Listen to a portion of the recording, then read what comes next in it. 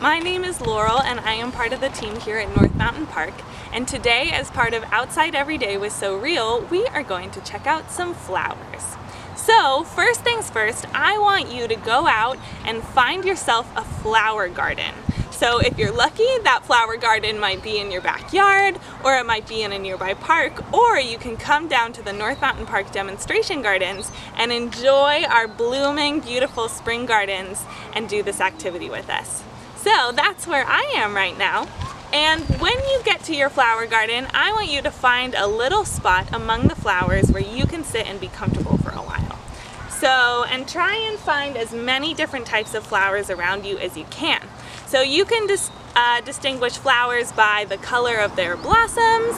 You can distinguish plants by the shape of their leaves. Some plants grow really tall and some plants grow really small. And so there are lots of different ways to distinguish them, and you don't have to name any of the flowers. You just have to count how many different types you can see. So spend a few seconds doing that. And then when you're ready, I want you to shift your attention from the flowers themselves to the buzzing friends that might be around the flowers.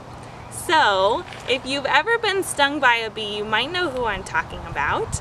And those friends are pollinators. So they can be butterflies, they can be moths, they can be bumblebees, they can be smaller native bees, they can be honeybees. And they all tend to buzz around flowers when they get a chance, especially when it's such a beautiful day like it is today. So I want you to take a few more seconds, take a few breaths, and watch all of the little animals that are interacting with the flowers in your garden. So after you're done with that, I want to show you two different types of flower shapes and how they relate to the pollinators that we were just watching. So, I don't want you to pick any of the flowers in your garden unless it's in your backyard garden, but I have two examples right here. So these are two different flower shapes. This plant is called Oregon Sunshine, and it is a flat-faced flower shape. And you can kind of see that. It's a nice little platform. If you were a little bee, you could land on that easily, roll yourself around in the pollen, and then go on with your day.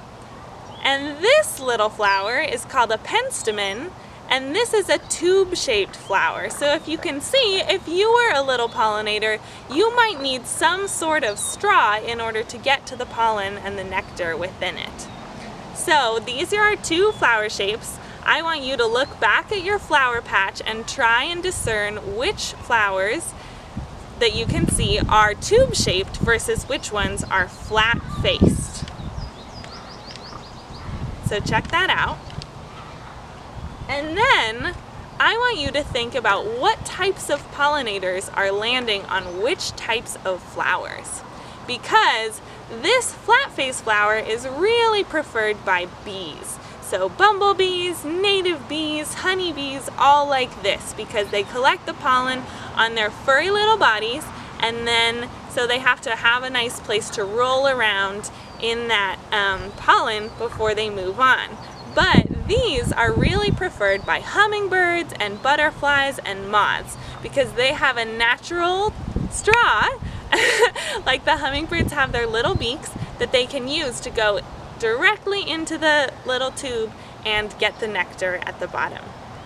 So while you sit and enjoy our gardens or wherever you are on this beautiful June day, I want you to think about whether you can tell that the bumblebees prefer the flat-faced flowers and any butterflies and hummingbirds prefer the tube-shaped flowers. And enjoy! It's nice to be among flowers, huh?